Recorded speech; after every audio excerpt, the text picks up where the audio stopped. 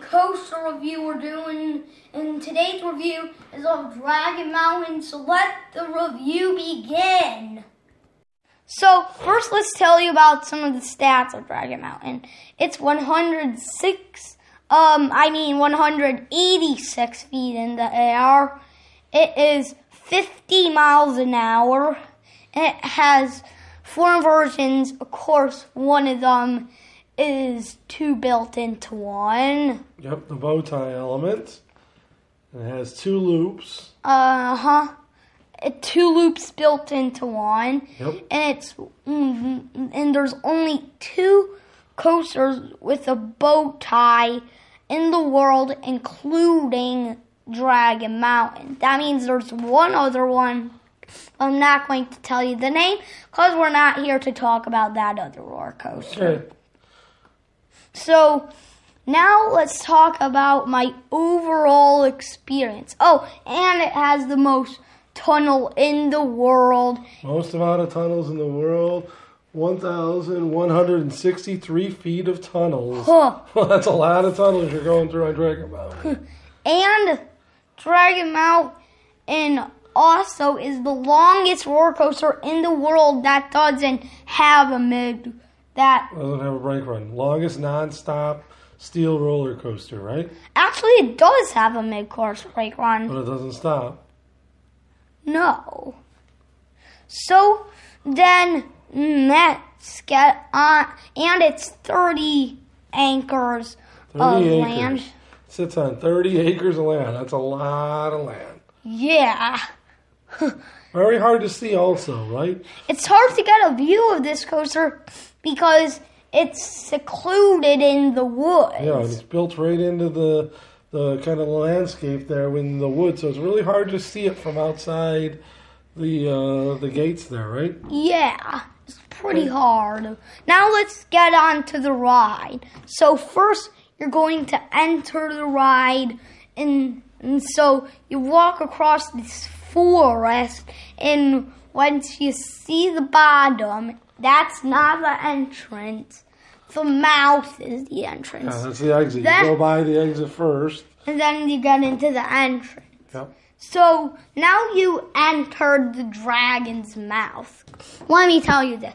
That entrance is probably one of the most themed entrances, and it is pitch dark. So dark that you really need to turn your phone on for the light just to see it there. It's that dark.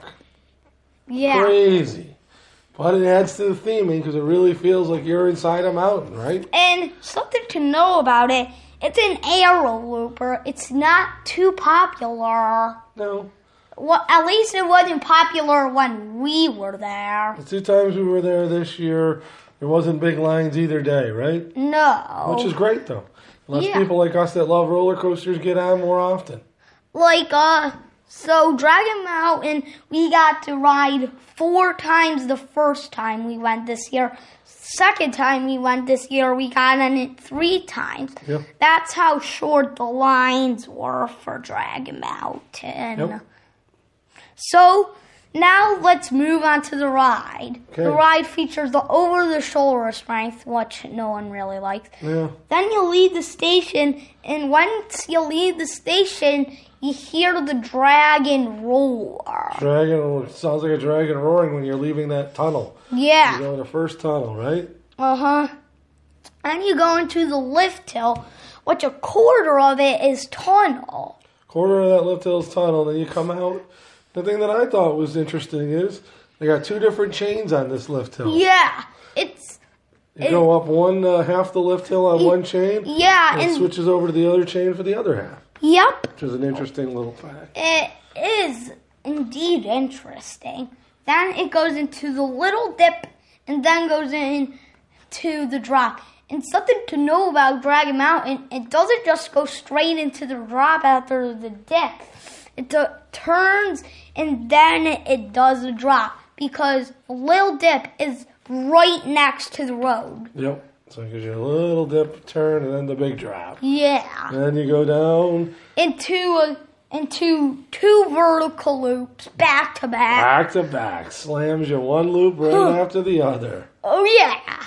And boy, my favorite part is back seat, those first two loops. Me too. Oh, that's just crazy, crazy intense. Great ride in the back seat. Probably the most intense aero looper I've ever been on. I mean, Me too. I've only been on 3 aero loopers, and Dragon Mountain was by far the best one. I agree. Okay, then what happens after those two loops?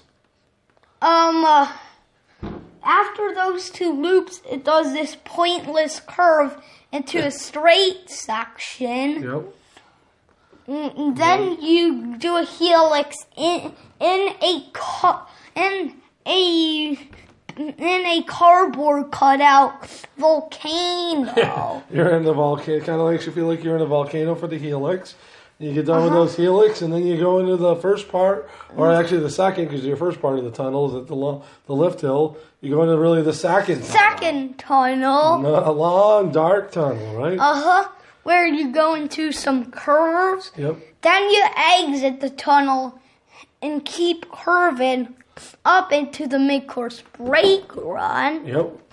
Which will then send you to a element that's so slow that I felt like I was going to have to get off the ride because it stopped just because it didn't have enough momentum. But it did, though. It had enough momentum to get us down there. And you go in then a really long, dark tunnel, huh? Where it does some sharp bank turns. Yep. Then it feels like it's a launch in the tunnel, but it's really a drop in the tunnel. You're just doing a drop. It's not a second launch.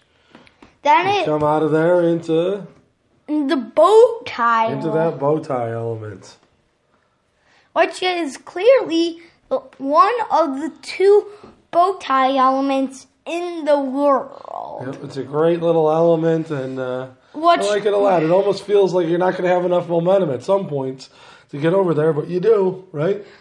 I found it had enough momentum the whole time, but it's a pretty intense ride since you're rushing right to it after the tunnel. After that bow tie, it goes into another straight section, then it does another pointless curve, then your ride's over. You're back at the stations. Great ride, though. Yeah. I loved it. What do you think overall, then? Overall, if I had to give an overall score, I'd probably give it a 7.7. 7.7. It's a really good ride. I like it better in the back than in the front. I think you get a real great drop on those first 2 loops. Well, the front's also fun. And one of the other fun things, what do you like when you're walking into the ride? The little signs?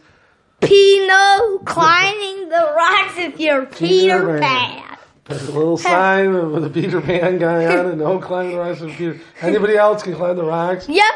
But Peter Pan cannot. No. So overall, you give it a 7.7.